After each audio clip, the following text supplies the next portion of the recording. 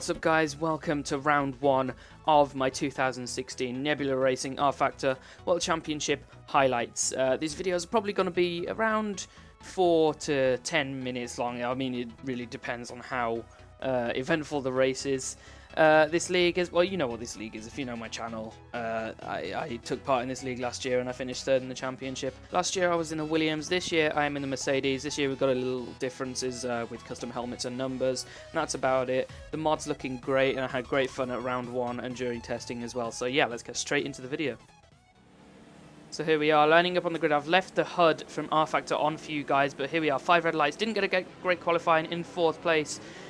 Terrible FPS off the grid as we filter in behind the 2 Ferraris and Tommy Martinez, who was on pole. He gets swamped a little bit into turn 1. We've got a McLaren and Philip Kraus on the outside, but we filter in behind everybody as we actually have a force injury of Kieran Chadwick getting past us on the outside, so we're actually down to 5th place as we head down into turn 3. We're going to take it nice and cautious in the braking zone. We've actually got hit from behind and we're going over the top of the Haas there, and we're into the sticky gravel trap that is going to keep us there for a long time. We've got an external replay there. Again, awful FPS. I do apologise for that.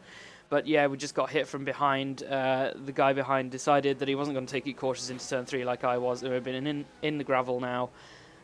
We've got Cam Stark on the right-hand side in the other Haas going off into the gravel too. He was taken out actually before turn 1. And look how much time we're losing in this gravel trap now. Just crawling out. We've probably lost about 30 or 40 seconds to the leaders now as we're finally out of the gravel trap.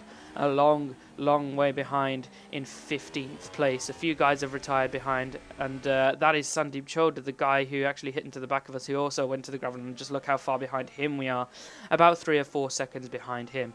So yeah, the worst possible start to the race for us. Now we're going to skip all the way to lap 10, and we're actually behind the manor of Adam Bazuita. We've been making up a lot of time in these first few laps, sticking to the pace of the leaders and catching up to the guys ahead. There's a couple of retirements, I think, and people coming into the pits after what happened, such as the manor of Richard Taylor, the other manor, who came into the pits after that first lap incident. But now we're behind Adam Bazuita. We've got the slipstream. As we come on to lap 11, we're going to have a look into turn 1. We're going to take a very tight line. He has the momentum into the corner, goes off track a little bit, but manages to stay ahead. We're going to get into the slipstream once again as we come down into turn 3. We're going to go for a little bit of a dive bomb, just scare him a little bit, show him a wheel. He runs wide, and we've got the better traction out of the corner, and we're going to easily be able to take the outside line through turn 4 and into 5. I think he sort of backed off as we went through the fast right there, but that is us up into 12th place now, and we've got a big gap to hunt down. And now we're into lap 20 again, just another long stint of not a lot happening and just pumping in the lap times. And we've actually had our second pit stop. We've actually had 2 pit stops. It was a very boring middle of the race as we did the move on Nick Brackey there to move up into 11th place. He tries to have a little look back there into the next corner, but it's not really worked as the Sauber ahead of Mike Pannerman having a bad run, and we're on the back of him now as we come down into the 3rd gear right hand, or 2nd gear right hander actually, and we're right on the back of him. We're going to try and have a look around the outside, but no, it's best to cut to the inside and have a go into the next right hander as Nick misses his braking zone and taps the back of the Sauber there, causing them to slow down a little bit, and we've actually got a gap as we head out of that section. Again, nothing really happened between this point and the laps before, so I just sort of cut that whole section out. And as we go into lap 22, it's actually started to rain a little bit, and as we go offline, attempts to overtake the other Sauber, we have a massive moment trying to go up the inside, and we have a huge slide. We're going to see it again from on board. The rear's actually locked as we went onto the wet offline, and then a lap later stick to the racing line. Again, a dramatic overtake, but we actually get the move done 1 lap later. Now skipping to lap 28, we've caught up to Sandeep Choda, the guy who we had the incident with on lap 1. He's on the medium tyres, I think. I was on the softs, setting purple lap times. So it was only a matter of time until I caught him. I was probably about 2 or 3 seconds a lap faster than him at this point. And as we go up the inside, that's not going to work. So we stick behind him into the right-hander as we come out of, I believe this is turn 10. And he sort of just gives up, to be honest. He knew that I was a lot quicker than him, and he just sort of gave up as we came through that kink and didn't really want to battle, which is a bit of a shame, but at least it is another position. And now, on the final lap of the race, I had been watching my fuel, and it was a little bit critical at this point. So the final lap, I had been in the lowest boost mode, and so had Tom Martinez, but he hadn't quite made the calculations like I had.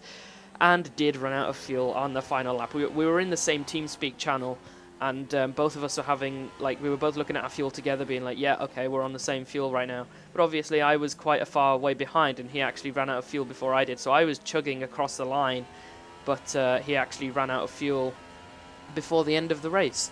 So that was me up into P4, and I actually finished in 4th place after Max Shepard disconnected as well.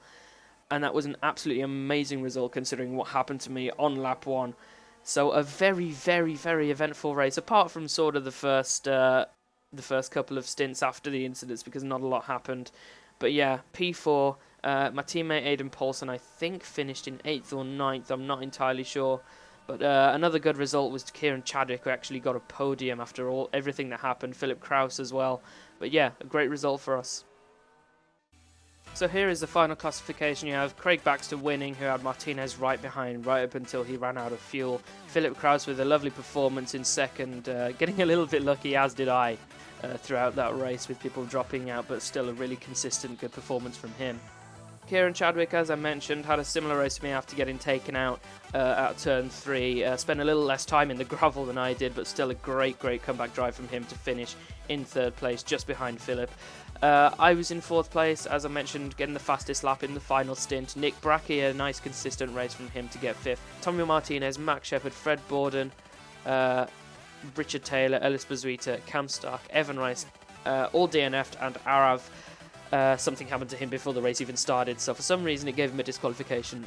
I'm not entirely sure why, but he'll be hoping to get that fixed and possibly get some nice, possibly points finishes throughout the season.